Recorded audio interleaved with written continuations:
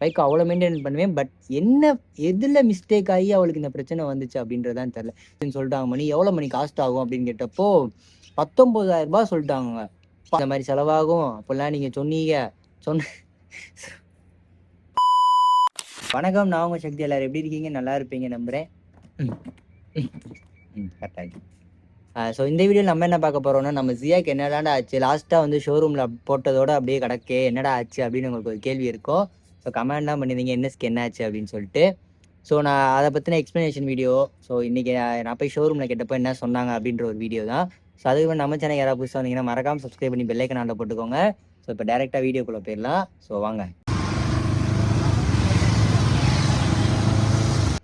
So ஓகேங்க, நம்ம வந்து ஸ்டார்டிங்லேருந்து ஆரம்பிக்கலாம். ஸோ கிட்டத்தட்ட நம்ம ஜியா வந்து ஒரு 8 மாதம் பக்கம் ஆட்டோ ரேஸ் ஆகிக்கிட்டே இருந்திருப்பா. ஸோ நம்ம எல்லா வீடியோலையுமே பார்த்துருப்பீங்க. நம்ம ஆல்ரெடி இதுக்காகவே ஒரு 4-5 வீடியோ மேக் பண்ணி போட்டிருப்போம். ஸோ எல்லாருமே பார்த்துருப்பீங்க. இப்போ என்ன ஆச்சு அப்படின்னு பார்த்துட்டிங்கன்னா, நம்ம ஒரு சில சென்சார்ஸ் மாற்றினா ஸோ ஓகே இந்த பிரச்சனை வந்து அரெஸ்ட் ஆயிரும் அப்படின்னு சொல்லி தான் நான் கேள்விப்பட்டேன். நான் பார்த்ததுலேயும் அப்படி தான் சொன்னாங்க. ஸோ நான் நிறைய இடத்துல ரிசர்ச் பண்ணி பார்த்தப்போ என்ன சொன்னாங்க, ChatGPT தான் நம்ம மாப்பிள்ளை தான் எப்பயுமே. ஸோ மாப்பிள்ளைகிட்ட போய் கேட்கும்போது என்ன சொன்னான்னா, ஒன்று த்ராட்டில் பாடியில் வந்து சென்சார் இருக்கும். நம்ம த்ராட்டில் பாடி மொத்தம் 3 சென்சார் இருக்கும் ஓகேங்களா. ஒன்று ஸ்டெப் மோட்டார், ஒன்று O2 சென்சார், இன்னொன்று வந்து பார்த்தீங்கன்னா டிபிஎஸ் சென்சார், த்ராட்டில் பொசிஷன் சென்சார்னு சொல்லிட்டு ஒரு சென்சார் இருக்குது. ஸோ இந்த 3 சென்சார் தான் எதாவது போயிருக்கும். அதனால தான் வந்து நமக்கு இந்த மாதிரி பிரச்சனையெல்லாம் வருது அப்படின்னு நான் நினச்சிக்கிட்டு இருந்தேன். ஸோ எல்லாரும் சொன்னது அதான், இதை மாற்றிப்பா சொன்னாங்க. இல்லைனா த்ராட்டில் பாடியில் தான் ப்ராப்ளம் இருக்கும். த்ராட்டில் பாடி வந்து பெண்டாக இருந்திருக்கலாம். இல்லைனா அது ஏதாவது சின்ன சின்னது இந்த அடப்பு அந்த மாதிரி சொல்லுவாங்களே, அந்த மாதிரிலாம் இருந்திருக்கலாம் அப்படின்னு நினச்சேன். ஸோ நாங்களும் சென்சார் வாங்கி நம்ம மாட்டியிருப்போம். ஸோ அதெல்லாம் நீங்கள் வீடியோலேயே பார்த்துருப்பீங்க. ஸோ நம்ம இதெல்லாம் மாற்றணுமே அப்படின்னு சொல்லிட்டு இருக்கோமே, சரியாயிரும் அப்படின்னு தான் நான் நினச்சிக்கிட்டு இருந்தேன். திடீர்னு ஃபஸ்ட்டு O2 சென்சார் மாற்றணும், சரியாகலை. ஸ்டெப் மோட்டார் வாங்கிட்டு வந்து மாற்றி பார்த்தோம், சரியாகலை. என்னடா இது சரியாகலை, என்னடா பண்ணுறதுன்னு ரொம்ப ஒரு மாதிரி கஷ்டமாக போச்சு. சரி ஓகே, ஃபைனலாக வந்து நம்ம ஷோரூமில் கொண்டு போய் வண்டியை விட்டுருவோம். ஸோ ஷோரூமில் பார்த்துக்கிட்டோம், அவங்கன்னா கண்டுபிடிச்சிருவாங்க. ஏன்னா அவங்கள்ட்ட நிறைய டெக்னாலஜிஸ் இருக்குது. அதுக்கப்புறம் வந்து ஃபெசிலிட்டிஸ்லாம் நிறையா இருக்குது, அவங்க பார்த்துப்பாங்க அப்படின்னு சொல்லிட்டு நானும் கொடுத்துட்டேங்க. எப்போ கொடுத்தேன்னு பார்த்துட்டிங்கன்னா 15ஆம் தேதி ஜூலை 15 நான் வண்டியை போய் அவங்ககிட்ட கொடுக்குறேன். கொடுத்துட்டு இந்த மாதிரி வண்டியில் இஷ்யூஸ் இருக்குது, இந்த மாதிரி த்ராட்டில் ஆகுது அப்படின்னு சொன்னப்போ ஸோ ஓகே நாங்கள் செக் பண்ணிட்டு உங்கள்கிட்ட சொல்கிறோம் அப்படின்னு சொன்னாங்க. ஸோ ஜூன் 15 கொடுத்துட்டு வரேன். ஜூன் 16 எந்த இன்ஃபர்மேஷன், எந்த ஒரு ஃபோன் கால்ஸ் எதுவுமே கிடையாது. ஜூன் 17 ஃபோன் அடிக்கிறாங்க. ஃபோன் அடித்து ப்ரோ இந்த மாதிரி அவங்க வண்டியில் வந்து ஈசி போயிருக்கு, ஸோ ஈசி தான் சேஞ்ச் பண்ணணும் அப்படின்னு சொன்னாங்க. ஈசி சேஞ்ச் பண்ணணும்னு சொன்னோன்னே ஈசி காஸ்ட்டெல்லாம் அவ்வளோ எவ்வளோன்னு ஃபஸ்ட்டு தெரில. டேரக்டாக எங்கள் அண்ணன் கால் பண்ணிட்டு மணி இந்த மாதிரி ஈசி போச்சுன்னு சொல்லிட்டாங்க, மணி எவ்வளோ மணி காஸ்ட் ஆகும் அப்படின்னு கேட்டப்போ 19,000 சொல்லிட்டாங்க. 19,000 நமக்கு பெரிய காசு. ஏன்னா நம்ம இருக்கிற ஸ்டேஜில் நம்ம மணி ப்ராப்ளம் ஆல்ரெடி நமக்கு வந்து ஃபினான்ஷியலாக ரொம்ப டவுனில் தான் இருக்கும். கொஞ்சம் பிரச்சனை எல்லாம் போயிட்டு இருக்கனால 19,000 என்னடா பண்ணுறது, என்னடா அப்படின்னு மாறி ஆயிட்டேன். 19,000 அப்படின்னு சொல்லிட்டு மணி இல்லை மணி என்ன 19,000 அஃபோர்ட் பண்ண முடியாது, ரொம்ப காசு அதிகமாக இருக்குது, கஷ்டம், பண்ண முடியாது, வேற வழி இருக்கான்னு கேட்டப்போ இல்லை தம்பி நீ பண்ணி தான் ஆகணும், அப்படி இல்லைன்னு வச்சுக்கவே நீ இப்படியே ஓட்டிடு அப்படின்னு சொன்னோடனே இப்படி வச்சுலாம் ஓட்டுற அளவுக்குலாம் நமக்கு இது கிடையாதுன்ட்டு இல்லை மணி நான் பார்ப்போம் அப்படின்னு சொல்லிட்டு நான் ஃபோன் கட் பண்ணுறேன். சடனாக ஒரு கால் பண்ணுறாங்க. கால் பண்ணி ப்ரோ உங்கள் வண்டியில் ஈசி போச்சு. ஸோ ஈசி வந்து சின்ன ஈசி, அதாவது 2 சொன்னாங்க, சரியாக தெரியல, உங்களுக்கு தெரிஞ்ச கீழே கமெண்ட் பண்ணுங்கள். ஸோ ஈசி வந்து போச்சு, ஒரு 4,500 தான் வரும். ஸோ நீங்கள் வந்து அட்வான்ஸாக ஒரு 3,000 பண்ண சொன்னாங்க. ஸோ எனக்கு ப்ரோ 19,000 சொன்னாங்க. நீங்கள் சொல்கிற மாதிரி இல்லை ப்ரோ உங்களுக்கு சின்ன கம்ப்ளைண்ட் தான், அதனால் பெரிய இஷ்யூலாம் கிடையாது, சின்னதாக மாற்றினா சரியாகிடும் அப்படின்னு சொன்னோடனே கொஞ்சம் சந்தோஷமாயிடுச்சு. ஸோ 19,000 4,000 ஓகே அப்படின்ற மாதிரி இருந்துச்சு. நானும் உடனே அங்கிட்டு பெரட்டி ஒரு 2,500 போட்டு வரேன் ப்ரோ, மிச்ச பேலன்ஸ் வந்து நான் வண்டி டெலிவரி எடுக்கும்போது நான் பே பண்ணிட்டு நான் வண்டி எடுத்துக்கிறேன் அப்படின்னு நான் சொல்லிட்டேன். சரி ஓகே ப்ரோன்னு அவங்களும் சொல்லிட்டாங்க. நானும் பே பண்ணிட்டேங்க. ஸோ 17ஆம் தேதி பே பண்ணேன். 17, 18, 19, 20, இன்னைக்கு வந்து 20 நினைக்கிறேன். ஆல்மோஸ்ட் 7 டேஸ் பக்கம் ஆச்சு நம்ம ஜியா நம்மக்கிட்ட இல்லை, ஷோரூமில் தான் இருக்கா. ஸ்டில் இன்னமும் ஷோரூமில் தான் இருக்கா. ஸோ என்னாச்சு, நான் கால் பண்ணால் வந்து என்ன சொல்கிறாங்க, ப்ரோ வண்டி ரெடி ஆகிக்கிட்டு இருக்கு, சென்சார் இன்னும் கிடைக்கல, சென்சார்ன்ற பாருங்க, ஈசி இன்னும் கிடைக்கல, கொஞ்சம் வெயிட் பண்ணுங்க, கிடைச்சிரும் அப்படின்னே சொல்லியிருந்தாங்க. எனக்கு ஒரு மாதிரி ஆயிடுச்சு, என்னடா அவங்க இப்படி சொல்கிறாங்களே, இப்போ டிலே ஆக்கிக்கிட்டே இருக்காங்களே, வண்டியை வேற பார்க்காம பயம் அதிகமாயிருச்சு எனக்கு. எங்கள் வண்டியை தூக்கி ஒரு மூலையில் போட்டிருப்பாங்களோ, டஸ்ட்டு ஃபார்ம் ஆயிருக்குமோ, வண்டி உரசி டேங்குக்கு அப்படியே ஓவர் திங்க் ஆகுது நைட்டு ஃபுல்லாக, என்னடா இப்படியா இருக்குமோ அப்படியா இருக்குமோ அந்த மாதிரியான்னு சொல்லிட்டு ஒரு மாதிரி ரொம்ப பேனிக், பயம் வந்துருச்சுல, பயம் எல்லாருக்குமே இருக்கிறதா.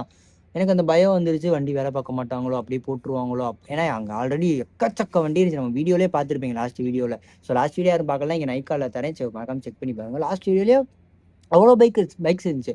ஸோ இந்த பைக்ஸில் இருக்கிற நம்ம வண்டி எப்படி ரெடி பண்ண போகிறாங்க அப்படின்னு நான் பதட்டத்திலேயே ஒரு பயமாகவே இருந்துச்சு.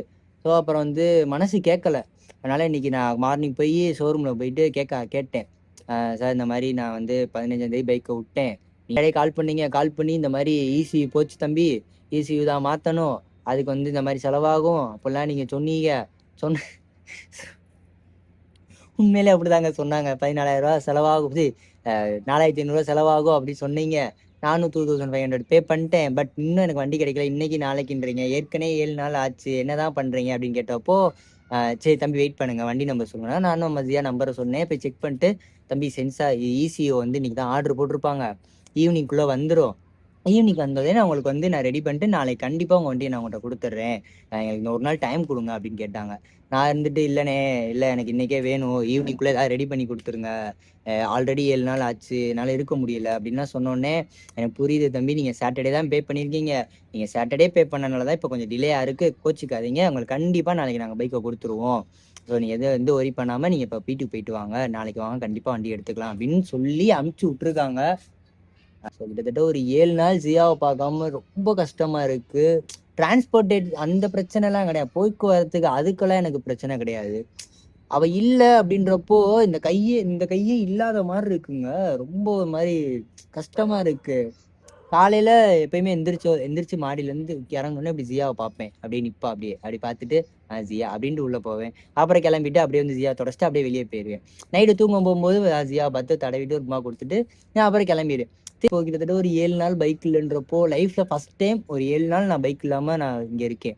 சரியாகி நல்லபடியா சரியாகி அவகிட்ட வந்துட்டாலே போதும் எனக்கு. அதுதான் எனக்கு நான் நினைக்கிறது, அது ஒண்ணுதான், மற்றபடி வேற எதுவும் கிடையாது. பட் கொஞ்சம் சீக்கிரமா கிடைச்சா இன்னும் நல்லா இருக்கு. ஜியாவை பார்க்காம இருக்க முடியல. இதை நான் சொல்ல மறந்துட்டேன் பாருங்க. நான் ஷோரூம்குள்ள போயிட்டேன். ஷோரூம்குள்ள போயிட்டு கேட்டு எல்லாத்தையும் முடிச்சதுக்கப்புறம் ஜியாவை எங்கன்னு பார்ப்போம்னு சொல்லிட்டு, நானும் இந்த பார்க் பண்ணி வச்சிருப்பாங்க, இந்த சர்வீஸ்லாம் முடிஞ்சு பைக்லாம் பார்க் பண்ணி வச்சிருப்பாங்க, சர்வீஸ் பண்றதுக்கு இங்க நிப்பாட்டுவாங்க.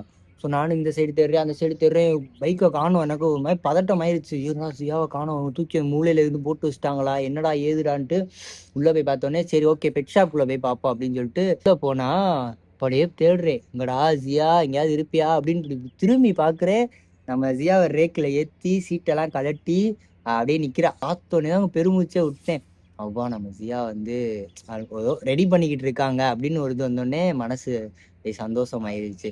பரவாயில்லடா, இப்போ எடுத்து ரெடி பண்ணுறேன், தூக்கி எதுவும் ஓரமாக போட்டு வைக்கலையே அப்படின்ற மாதிரி இருந்துச்சு.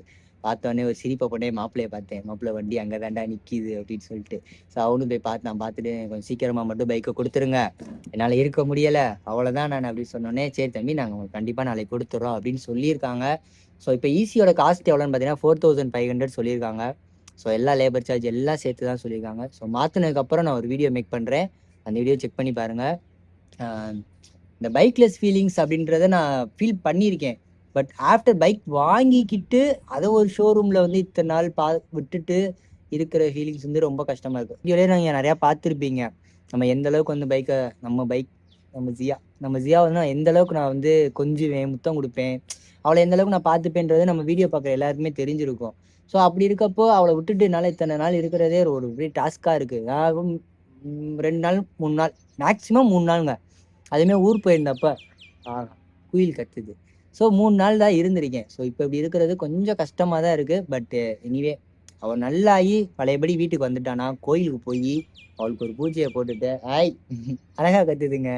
ஸோ அவளுக்கு ஒரு பூஜையை போட்டுட்டு வீட்டில் கொண்டு வந்து இன்னி அவளுக்கு எந்த பிரச்சனையும் வராமல் பார்த்து வச்சுக்கணும். நான் இத்தனைக்குமே நான் நல்லா மெயின்டெனன்ஸ் பண்ணுற ஆள், பைக் அவ்வளோ மெயின்டைன் பண்ணுவேன். பட் எதில் மிஸ்டேக் ஆகி அவளுக்கு இந்த பிரச்சனை வந்துச்சு அப்படின்றதான் தெரில. ஸோ சென்சார்ஸை பற்றி நம்ம சொல்ல தேவையில்ல, நம்ம என்ன தான் பைக்கை மெயின்டைன் பண்ணாலும் சென்சார்ஸ் போகிறது தான். ஸோ பார்த்துக்கலாம் எதாக இருந்தாலும். ஸோ கண்டிப்பாக ஈஸியாக ரெடி பண்ணிடுவேன்னு நினைக்கிறேன். நான் கன்ஃபார்ம் நாளைக்கு வண்டி டெலிவரி எடுத்துருவேன். ஸோ டெலிவரி எடுக்கிற வீடியோ கண்டிப்பாக வரும், மறக்காமல் செக் பண்ணி பாருங்கள். ஸோ பைக்ஸை பத்திரமா பார்த்துக்கோங்க. இந்த பைக்கு ஃபோனு இதெல்லாம் நம்ம கூட லைஃப்பில் வந்து கனெக்ட் ஆகிற ஒரு விஷயம். நல்லதாக இருந்தாலும் சரி, கெட்டதாக இருந்தாலும் சரி, ஒரு நல்ல விஷயமா இருந்தாலும் நம்ம ஃபோனில் தான் கேட்போம், ஒரு நல்ல இடத்துக்கு போகிறதா நம்ம பைக்கில் தான் போவோம். நமக்கு வந்து இந்த ஃபோனு அப்புறம் பைக் இதெல்லாம் நம்ம கூட நம்ம லைஃப்பில் வந்து ஒரு பார்ட்டை வந்து வச்சுருக்கு. ஸோ அதனால் அதெல்லாம் பத்திரமா பார்த்துக்கோங்க. எப்படி சொல்கிற, பைக்கில் நல்லா மெயின்டைன் பண்ணி பத்திரமா வச்சுக்கோங்க, நல்லபடியாக வச்சுக்கோங்க. நம்ம வீடியோவை என் பண்ணிக்கிறேன். நம்ம சேனல் யாராவது புதுசாக வந்தால் மறக்காம சப்ஸ்கிரைப் பண்ணி பெல் ஐக்கானால போட்டுக்கோங்க. ஸோ பார்த்து சேஃபாக இருங்க, ஹெல்மெட் பண்ணாமல் வெளியே போகாதீங்க, சேஃபாக இருங்க, ஸ்பீடாக பைக் ஓட்டாதீங்க. ஸோ நம்ம நெக்ஸ்ட் வீடியோ சந்திக்கலாம். பை.